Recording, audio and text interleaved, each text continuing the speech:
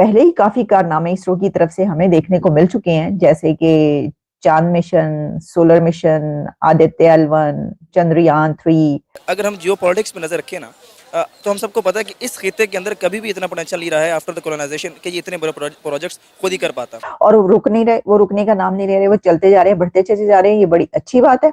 अच्छा, अब इसका नाम जो रखा गया है, पुष्पक विमान। पुष्पक विमान जो है वो कहा जा रहा है कि रामायण से नाम लिया उन्होंने ये, और रामायण में लॉर्ड ऑफ वेल्थ को पुष्पक कहा जाता है, तो पुष्पक विमान इसका नाम रखा गया है।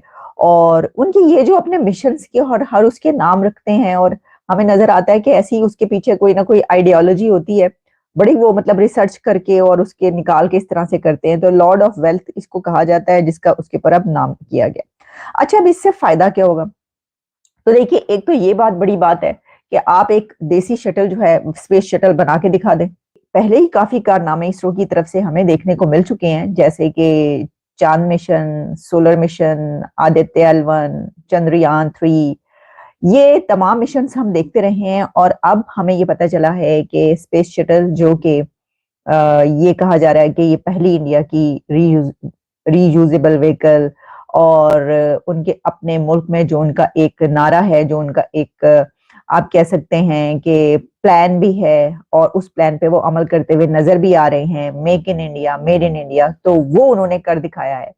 और ये स्पेस शटल जो है, इसको लॉन्च और फिर सक्सेसफुल लैंडिंग की फुटेजेस जारी की हैं इसरो ने। तो इंडिया ने अब इस टेक्नोलॉजी में, रीयूजेबल व्हीकल टेक्नोलॉजी में मास्टरी हासिल की है। यानी देखे ना कि वो खुद बना रहे हैं ना, उन्होंने खुद बनाया और उसमें वो मास्टर हो गए। और इसका जो मैं सबसे बड़ा फायदा बता रही थी, वो ये बताया जा रहा है, जो कि एक्सपर्ट्स बता रहे हैं, कि ये अफोर्डेबल है। अब जो स्पेस एक्सप्लोरेशन है वो अफोर्डेबल हो गई है, कि जब दुनिया की सिर्फ कुछ अकवाम, एक दो नेशंस जो हैं, वो वहां पर होंगी, तो उस वक्त एक और कंट्री भी जो होगा, जो कि इस रीजन से होगा, वो एक ही होगा, और वो होगा इंडिया। तो उन्होंने करके दिखा दिया। और वो रुक नहीं रहे, वो रुकने का नाम नहीं ले रहे, वो चलते जा रहे हैं, बढ़ते चले जा रहे हैं। ये बड़ी अच्छी बात है, और हम तो सल्यूट करते हैं इस तरह की किसी भी तरक्की पे कहीं पर भी हो। और अब इंडिया ऐसा कर पा रहा है। अगर हम जियो पॉलिटिक्स में नजर रखें ना, तो हम सबको पता है कि इस खिते के अंदर कभी भी इतना पोटेंशियल नहीं रहा है आफ्टर द कॉलोनाइजेशन कि ये इतने बड़े प्रोजेक्ट्स खुद ही कर पाता। कि जैसे ही नरेंद्र मोदी की हुकूमत आई है, वहाँ पर बेतहाशा इन्वेस्टमेंट हो रही है, और आपको स्पेस प्रोजेक्ट्स में भी इंडिया बूम पकड़ता दिखाई देता है, ना सिर्फ यहाँ बल्कि वेपन इंडस्ट्री में भी। मीन्स के वो कम बजट में वहाँ तक पहुँच जाते हैं। अगर हम देखा जाए तो पहले उन्होंने मंगल मिशन भेजा था मार्स पे, तो भी उन्होंने ऐसा किया था। चाइना हो गया, रशिया हो गया, दूसरे ममालिक हो गया, अमेरिका, काफ़ी बजट, काफ़ी बिलियंस डॉलर्स लगा के वहाँ पे पहुँचे थे। मगर ये लोग रुपए में ही पहुँच जाते, जुगाड़ लगा के। तो जो ये इनका भी मिशन जा रहा है, इन्होंने भी यही करना है। इन्होंने बेसिकली स्पेस एक्स के नज़रिए को एक अलग लेवल दिया। स्पेस एक्स क्या करता है, वहाँ पे जाता है, अपना सेटेलाइट छोड़ता है और रॉकेट को वापस ले जाता है। बट ये लोग सेटेलाइट को भी वापस लेना चाह रहे हैं।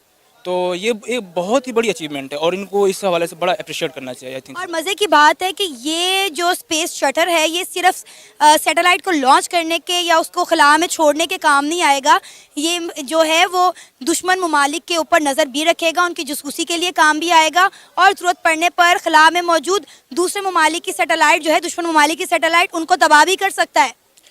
देखें ना, हम जब भी देखते हैं तो पाकिस्तानी लोग हमेशा जासूसी की तरफ ही जाते हैं कि इंडिया इतना बड़ा मिशन अचीव कर रहा है, तो सीधा ही आगे कि जासूसी हो रही है।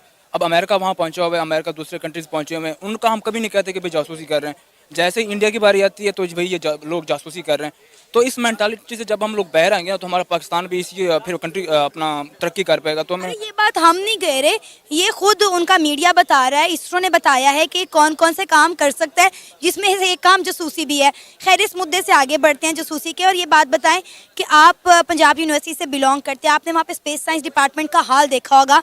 वहाँ के स्टूडेंट को तो ये भी नहीं पता कि इसरो क्या है, स्पार्को क्या है। यहाँ तक उनका मेरा ख्याल है एजुकेशन का मेयार है। और इवन आप देखें तो स्पेस साइंस का डिपार्टमेंट जो है वो खंडरात के मनाजिर पेश कर रहा है। बच्चों को कोई जो है वो एक्सपीरियंस नहीं है किसी चीज़ के हवाले से, उन्हें कोई प्रैक्टिकल वर्क नहीं करवाया जाता।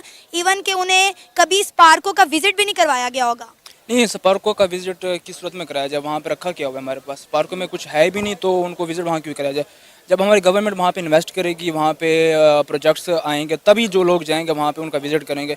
जब वहाँ पे है ही कुछ नहीं, सिर्फ पॉलिटिशियंस बैठे हुए हैं, और वहाँ पे जो उनके हेड हैं वहाँ पे, वो भी एक पॉलिटिक्स है वहाँ पे।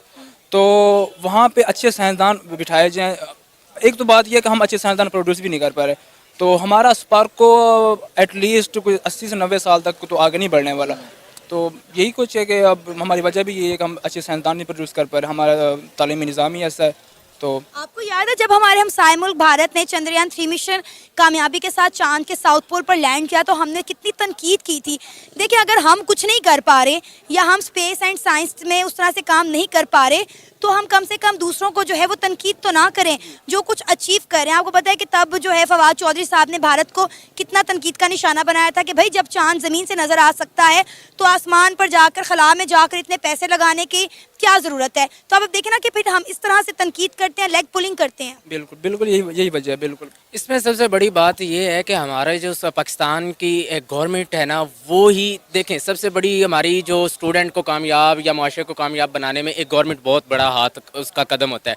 अब जब हमारे पास पॉलिटिशियंस और गवर्नमेंट और बड़े बड़े ओहदों पर बैठे ही अनपढ़ होंगे, उनको पता ही नहीं है कि साइंस क्या है, साइंस की हमें कितना बेनिफिट हो सकता है, तो हम तनकीद के अलावा कुछ कर ही नहीं सकते। और जब किसी माशरे में हमारे पॉलिटिशियंस जो हमें लीड कर रहे हैं, जो हमें अदारे दे रहे हैं और हमारे अदारों को लीड कर रहे हैं, उनको ही ये चीज़ें पता नहीं होंगी तो हम एक अच्छे साइंसदान और अच्छे साइंटिस्ट कभी नहीं पैदा कर सकते और हम कभी भी एक दुनिया को जो है कम्पीट नहीं कर सकेंगे। हमें इस मेंटालिटी से बाहर आना होगा और हमें किसी पर तनकीद करने के बजाय उनके वर्क को अप्रिशिएट करना होगा और हमें खुद हार्ड वर्क करके इस पर मेहनत करनी होगी और हमें अच्छे साइंटिस्ट क्रिएट करने होंगे।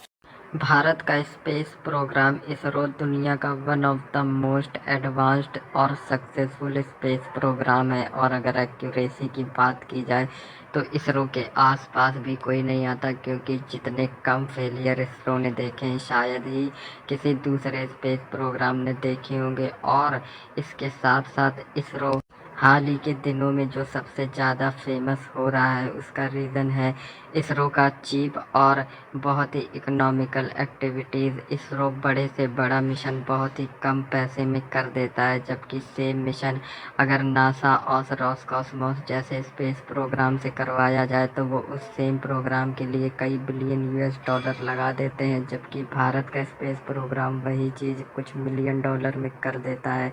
और इसी वजह से आने वाले समय में भारत के अंदर स्पेस प्रोग्राम से रिलेटेड बहुत ज़्यादा बिजनेस आएगा। बहुत ज़्यादा प्राइवेट कंपनीज इसरो से ये बोलेंगे कि हमारी सैटेलाइट्स को सस्ते में आप लो अर्थ ऑर्बिट में उतार दीजिए, और इसी वजह से इसरो के पास बहुत ज़्यादा बिजनेस आने वाला है। हाल ही में इसरो ने अपना रीयूजेबल लॉन्च व्हीकल का डेमोस्ट्रेशन किया और दुनिया को दिखाया कि इसरो ने इस टेक्नोलॉजी में भी अब महारत हासिल कर ली है। आने वाले समय में इस मिशन में और फर्दर इम्प्रूवमेंट होगी। इस पर पाकिस्तानी मीडिया का कहना है कि एक तरफ इसरो जहां हर रोज नए रिकॉर्ड बना रहा है, वहीं दूसरी तरफ हमारा स्पेस प्रोग्राम स्पार्को कहीं भी दूर दूर तक इसरो के पास भी नहीं है।